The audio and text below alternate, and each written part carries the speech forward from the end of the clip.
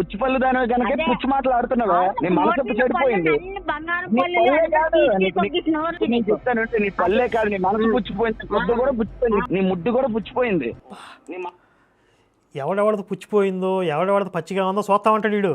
నీ మనసు పుచ్చిపోయింది, ముడ్డి పుచ్చిపోయింది. నేను ఒకటి చెప్పనే మరి పూర్తిగా ఏంటి అన్ని పుచ్చిపోయి ఈ పుచ్చేసలు వేస్తున్నావు. నీకేమంటే ముడ్డు పుచ్చిపోతే వెనకాల చూపించి చూస్తాను నేను. ఆయింట్మెంట్ ఏమైనా రాస్తాను. అందరికీ నీ ముడ్డు పుచ్చిపోయిందని చూపించుక బాగోదు. నేను పక్క బోకరోని ఎదవని అందరితో తిరుగుతాను, అందరితో పడుకుంటాను, అందరితో వెళ్తాను. ఓకేనా? అది కానీ ఈడు సేవకుడు.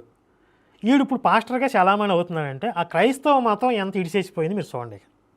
అంటే ఆ వ్యవస్థ ఎంత దిగజారిపోయింది. అసలు ఇంత రంకాడియో బయటకు వస్తే మనిషి అనేవాడు ఎవడో బయటికి కనపడ్డాడు. ఈడు కూడా ఒక డ్రామా వేశాడు. ఇక నేను రాను, ఛానల్ మూసేస్తున్నాను అని చెప్పి ఆ పందిగాడు ఒక ఉంటాడు కదా, పంది అనిల్ గడు, వాడితో కాల్ రికార్డు వీళ్ళిద్దరూ కూడబలుకుని ముందే మాట్లాడి, అంటే మళ్ళీ యాజ్ ఇట్ ఈజ్గా వీడియోలోకి వచ్చేస్తే జనాలు వస్తారు, ఏ మొహం పెట్టుకొచ్చేవారు అని చెప్పి తిడతారని చెప్పి ముందు కొంచెం సింపతి వర్కౌట్ చేద్దామని చెప్పి ప్రీ ప్లాన్డ్గా ఒక కాల్ రికార్డు మాట్లాడుకుని ఆ కాల్ రికార్డు వీడియో ఛానల్లోనే అప్లోడ్ చేశారు. వద్దన్నా నువ్వు వెళ్ళిపోతే మరి పుచ్చిపోయిన గొవ్వలన్నీ ఏమైపోవాలి, వాటికి ముందు ఎవరు రాస్తాడు, నువ్వు రావాల్సిందన్న అందరు గొవ్వలు నువ్వు చూడాల్సిందే, ముందు రాయాల్సిందే అని చెప్పి కొంతమంది కామెంట్లు చేస్తే, సరే ప్రేక్షకుల కోరిక మేరకి అందరు గొవ్వలకి ముందు రాయడానికి నేను మళ్ళీ వస్తున్నానని చెప్పి మళ్ళీ వచ్చాడు అనమాట.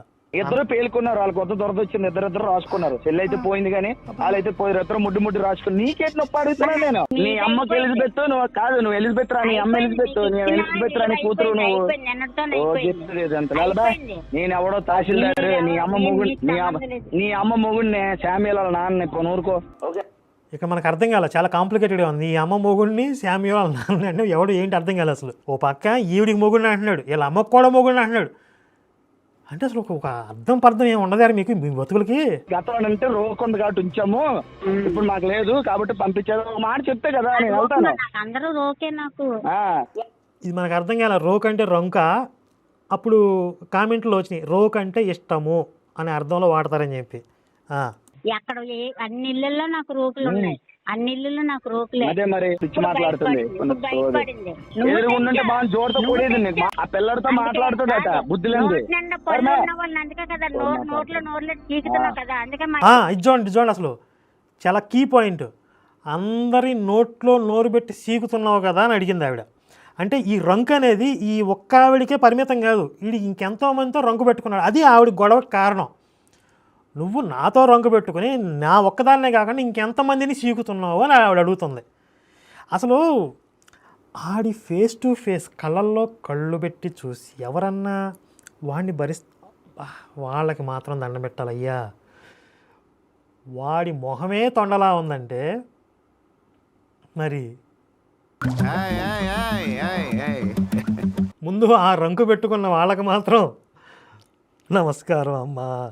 ఆ నోట్లో నోరు పెట్టి చూస్తున్నా, అసలు నా వల్ల కాదయ్యా. అలా సీగుతున్నావు కదా అంటుంది ఆవిడ. ఎక్కించావు అనుకో మామూలు మాట్లాడి నాకు కర్ర ఎక్కినంత వరకే. నీకు మాట చెప్పనా, నా ఏక్ కూడా పేకలేవు నువ్వు. చూసావా వీడి మాట ఎలా అనగలిగాడు అంటే చర్చికి వచ్చే గొర్రెలందరి మీద వీడికి అభిప్రాయం ఉంది. నేను దీంతో రంకు పెట్టుకున్నా, ఈ రంకు బయటకు వచ్చినా నన్ను ఎవడో ఏమీ పేకలేడు. అంటే ఈ పాస్టర్లు అందరూ పరిశుద్ధంగా ఉన్నారండి, నా బొచ్చులేది అందరూ ఎదవలే కదా, అందరూ తప్పులోలే కదా, నేను ఒక్కనే రంగు పెట్టుకున్నాను ఏంది, కాబట్టి నన్ను ఎవడో ఏమీ పేకలేడు అనే అభిప్రాయం వీడికి ఉంది. అందుకే ఆవిడ మీద అంత బాహాటంగా బెదిరిస్తున్నాడు. ఇప్పుడు వీడు బ్లూ ఫిల్మ్ రకరకాలు మాట్లాడే కదా. అంటే ఇప్పుడు ఈ చర్చిల్లో 3 సమ్ 4 సమ్ గ్యాంగ్లు అన్నీ జరుగుతున్నాయా? మాకు రకరకాల డౌట్స్ వస్తాయి. ఇప్పుడు ఏమీ లేకపోతేనే మా శివశక్తి మీద అన్ని మాట్లాడినావు కదా, ఇంత రంకు ఉంది కదా, అసలు చర్చిల్లో ఏం జరుగుతుంది, ఎంత రంకు జరుగుతుంది, గ్రూప్ సెక్స్లు ఏమైనా జరుగుతున్నాయారా, బైసెక్స్ లేకపోతే ఆడ ఆడ మగ మగ మగ ఆడ గుంపులు కానీ చేస్తున్నారా? నాకేం భయం లేదు, నేనేం జన్ను, నాకేం ఏది లేదు. ఇక్కడ ఏ కొంపలో అయినా దూరతావు అంటుంది కదా. అంటే ఏంటి, ఆ చుట్టూ కూర్చోబెట్టుకున్న వాళ్ళలో ఏ కొంపలోనో దూరుతున్నాడు అంతే కదా. వీడికి పరిచయం లేకుండా ఏ కొంపలను దూరడు కదా. వీడికి బాగా పరిచయం ఉండి వీడి రంకు విషయాలు బయటపడ్డా కూడా మేము కూర్చుంటాం పక్కన అని వచ్చారంటే అందులో ఆ కొంపలో ఉండేవంటాయి అయితే.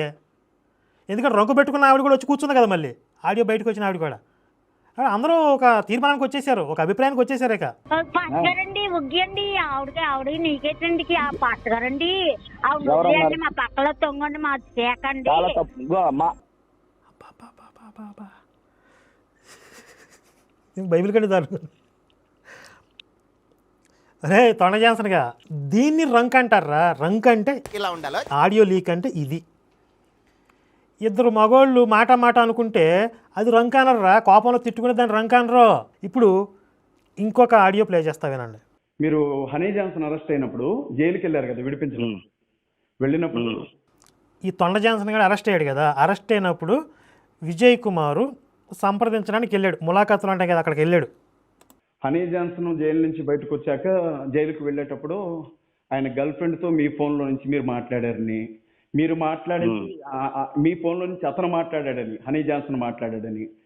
అంటే జైల్లో ఉన్నాడు కదా, ఒకసారి ఇంట్లో ఉన్న వాళ్ళకి ఫోన్ చేసుకుంటానని చెప్తే ఫోన్ ఇస్తారు, బయట నుంచి వచ్చిన వాళ్ళకి ఫోన్ ఇవ్వడానికి అలౌ చేస్తారు. అలా ఈ తొండ జాన్సన్ గారు ఏం చేశాడు, విజయ్ కుమార్ ఫోన్ తీసుకుని వాడు గర్ల్ ఫ్రెండ్కి ఫోన్ చేసుకున్నాడు. అంటే వీడు ఇంటికి ఫోన్ చేయాలా, భార్య గుర్తురాలేడికి. దాన్ని మీరు ఆడియో రికార్డు మీ దగ్గర పెట్టుకొని హనీ జాన్సన్ ని బెదిరిస్తా ఉన్నారని, ఇంకెక్కడో హనీ జాన్సన్ గారు మీటింగ్ కు వెళితే ఒక అమ్మాయి బైక్ మీద స్కూటీ మీద వెళ్తా ఉంటే మీరు ఫొటోస్ తీశారని, ఈ ఫొటోస్ విజయ్ కుమార్ దగ్గర చాలా ఇన్ఫర్మేషన్ ఉంది అసలు. ఆ ఆడియో కాల్ మీ దగ్గర పెట్టుకొని హనీ జాన్సన్ ని గొంతు మెదపకుండా చేస్తున్నారని చూసారు, ఇదంతా కూడా పబ్లిక్లో ఉంది. అంటే ఈడు ఒక రంకు కాదు అసలు. ఇవన్నీ వెంటనే మీకేం అర్థమవుతుంది, ఈడు ముండల ముఠాకోరు అర్థమవుతుంది కదా. ఈ ముండల ముఠాకోరు గాడు అసలు ఏమీ లేకపోయినా మొత్తం శివశక్తి సంస్థ గురించి, ఇక్కడున్న ఆడవాళ్ళ గురించి నా కొడక నోటికొచ్చింది మాట్లాడతావరా? హనీ జాన్సన్ గురించి నా దగ్గర పెట్టాను. చూడండి విజయ్ కుమార్ స్టేట్మెంట్ డైరెక్ట్.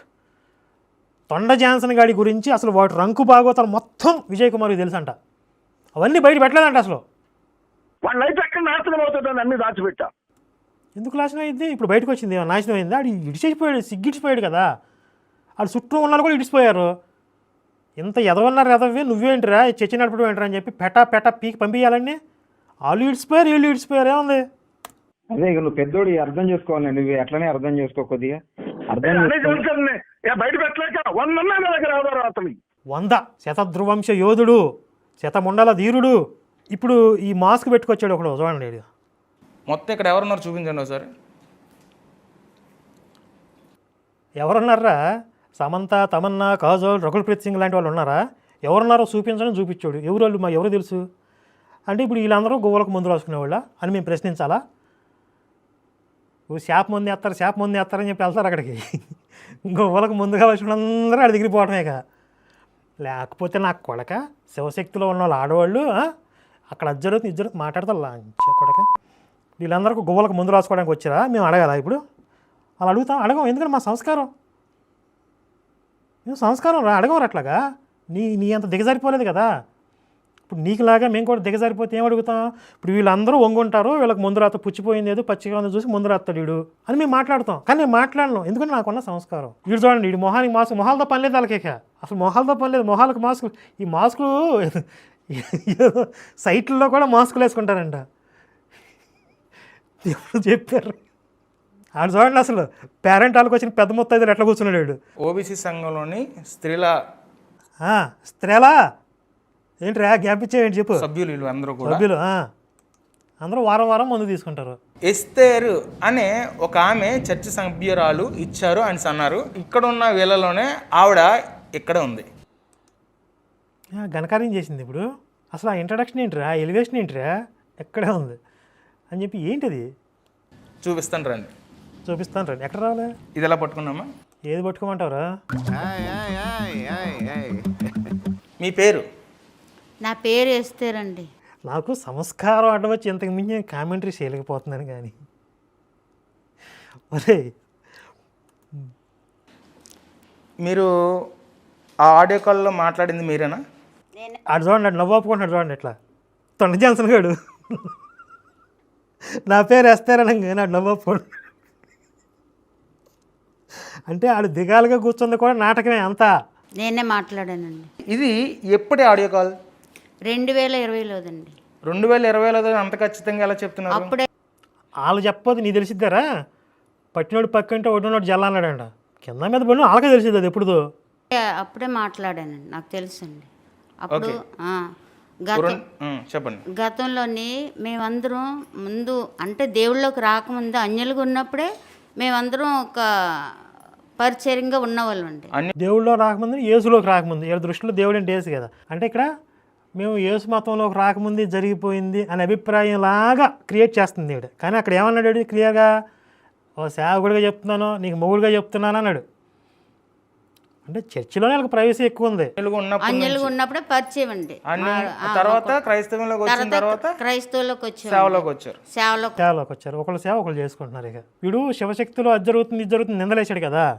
అసలు చర్చిల్లో ఏం జరుగుతుందో ఒక పాస్టర్ చెప్తున్నాడు ఏనండి. విగ్గు పెట్టుకోవడానికి జాస్వా డానియల్ లాంటి బొచ్చులేని గుండు కాదు, అమ్మాయిలను లేపుకెళ్ళిపోవడానికి నేను సాలెంరాజు పెద్ద కొడుకుని కాదు అన్నాడు. శాలెంరాజు కూడా పెద్ద కొడుకు ఏం చేస్తున్నాడు, అమ్మాయిని లేపుకెళ్ళిపోతున్నాడు అంటాడు.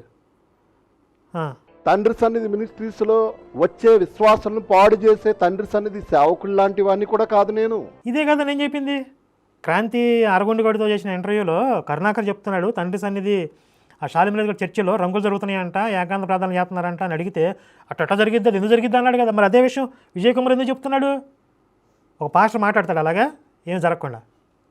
ఇంకా చెప్పాలంటే భార్యను వదిలేసి మరో పెళ్లి చేసుకుని ఇంకొక ఆమెతో కులుకుతున్న సాలెంరాజు లాంటి వాడిని కూడా కాదు నేను. అమ్మదీనమ్మ వీడు అన్నాడు మామూలుడు కదా. అయితే సాతాన్ రాజు గారు భార్యను వదిలేసి ఇంకొక ఆమెను పెళ్లి చేసుకుని కులుకుతున్నాడు అంటాడు. ఇవన్నీ నిజాలు, ఇవన్నీ నిజాలు, అబద్ధాలు కాదు. తండ్రి సన్నిధి అని చెప్పి వాళ్ళ చర్చి పేరు తీసుకున్నాడు, శాలేమరాజు పేరు తీసుకున్నాడు, వాళ్ళ కొడుకులు చేసి ఏదో పనులు చెప్పాడు, వాళ్ళ రంకులన్నీ చెప్పాడు కదా. సమయం వస్తే అన్ని బయటకు తీస్తా, అన్ని బయట పెడతా. అసలు ఈ పాస్టర్ల జాతకాలన్నీ విజయ్ కుమార్ దగ్గర ఉన్నట్టున్నాయి. ఒక్క విజయ్ కుమార్ని గర్వాప్స్ చేసేవాడు మొత్తం కొలాప్స్ చేసేస్తాడు, అసలు సర్వనాశనం అయిపోద్ది. అసలు చిట్టా మొత్తం తెలుసు కదా నా సంగతి. నేను చిట్టా మొత్తం చిత్రగుప్తుడు చిట్టా ఉంది విజయ్ కుమార్ దగ్గర. ఇట్టుంటే రంకులంటే నీకు ఇంకా అర్థం కావాలంటే ఇదిగో ఓపిరి తాత ప్లే చేస్తా కానండి.